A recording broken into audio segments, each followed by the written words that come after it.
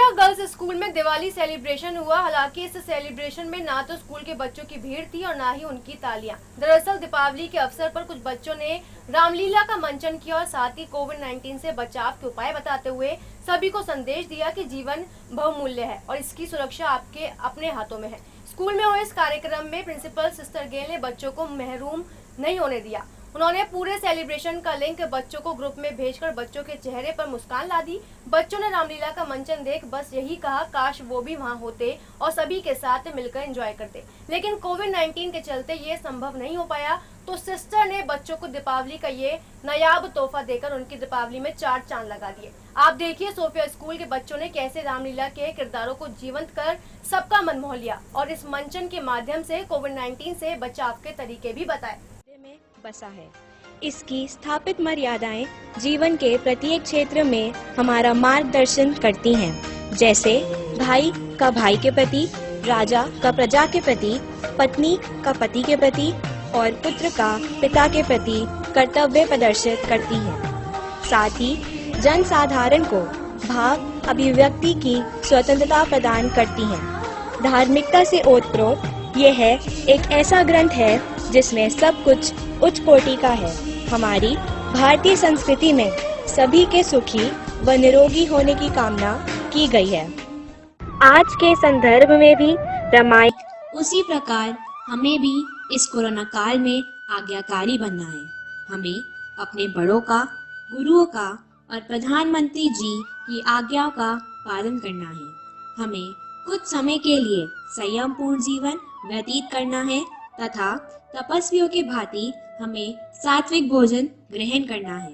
Hotel और बाजार में बनी खाद्य सामग्री खाने पर नियंत्रण रखना है। सीतन आए कनक मृग मारिच संधाए। मैं शीघ्र ही स्वर्ण हिरण लेकर आता हूँ।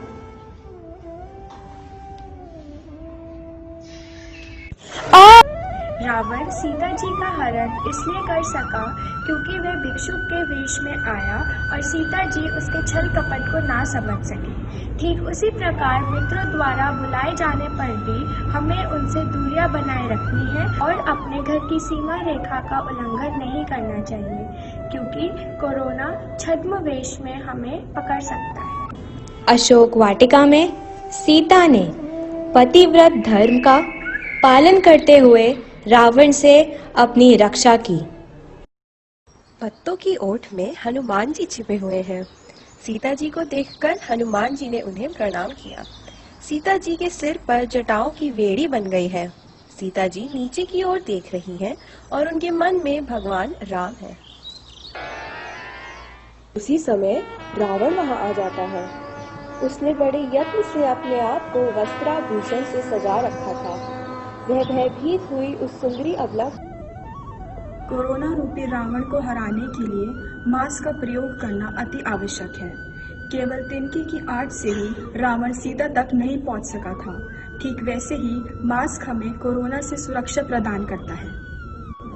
सीता जी का तिनके की ओट लेना भी आज के समय में हमें शिक्षा प्रदान करता है। राम भक्त हनुमान ने अपनी सूझबूझ से आयुर्वेद की जड़ी बूटियों द्वारा लक्ष्मण को पुनः जीवन दिया। अनिष्ट की आशंका से श्री राम का हृदय व्याकुल हो उठता है।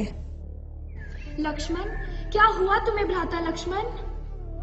भाई तुम मेरे सखा दुलारे, उठो लखन मेरे प्राण प्यारे। प्रभु लंका में सुषेण नाम के ज्ञानी और विद्वान वैद्य रहते हैं। केवल वही हैं जो श्री लक्ष्मण का उपचार कर सकते हैं।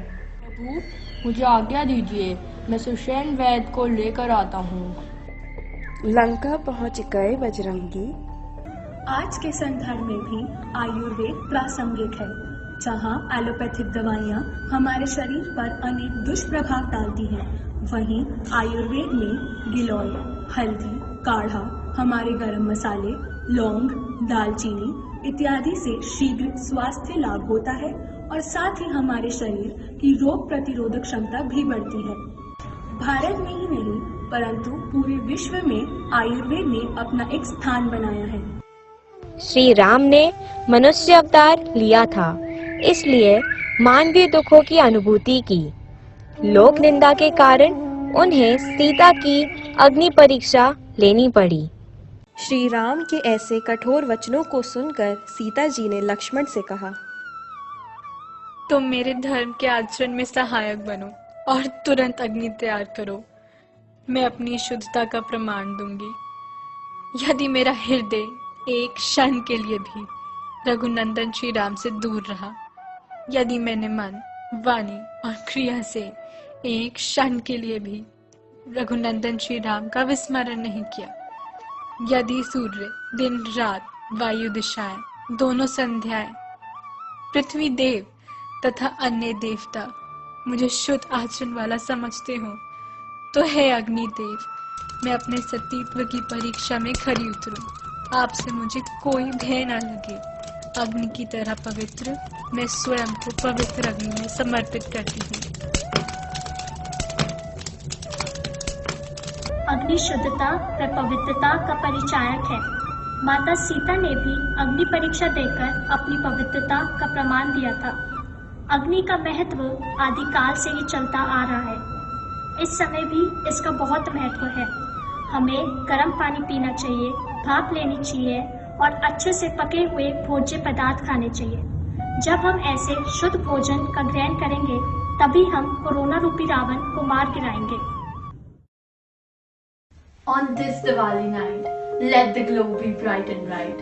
Nothing dark should be inside. Let not crackers show their might, nor should smoke reach new height. Let not pollution sharply bright. Do what you can in this fight. Let's enjoy the tasty diet, but for display it's only night.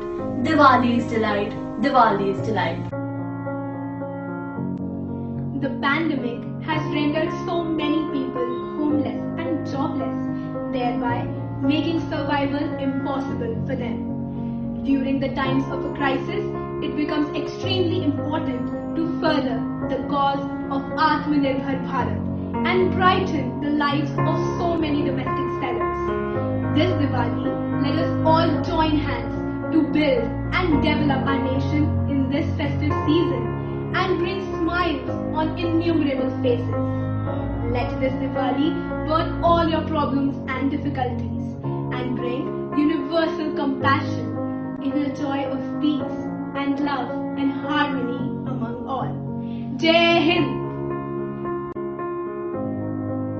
Jai Hind. Where is the light? Kindle it with the burning fire of desire. There is the lamp, but never a flicker of flame. Is such thy fate, my heart? These lines taken from the book Gitanjali by Rabindranath Tagore will help us reflect in today's context. During this lockdown period, many have lost their light. Maybe only breadwinner of a family is no more due to the virus.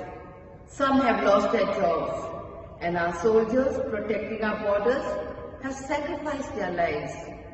So, where is the light for these families who are left in total darkness? Definitely, there is a lamp, but what about the oil and the wick? At this juncture, I will not question God, but will seek His grace to do the next best possible, to bring a ray of light and hope in someone else's life this Diwali. In Bhagavad Gita, it is said, all the lights of the world cannot compare to a single ray of inner light. The light that exists within each one of us, the light of the Almighty. Let us climb into this light of wisdom, love, faith, and reach the pinnacle of His glory. Diwali is certainly the biggest and the brightest festival of lights, illuminating houses and every nook and corner of the streets. The celebration brings immense joy, enjoyment, and goodness, with the victory of good over evil.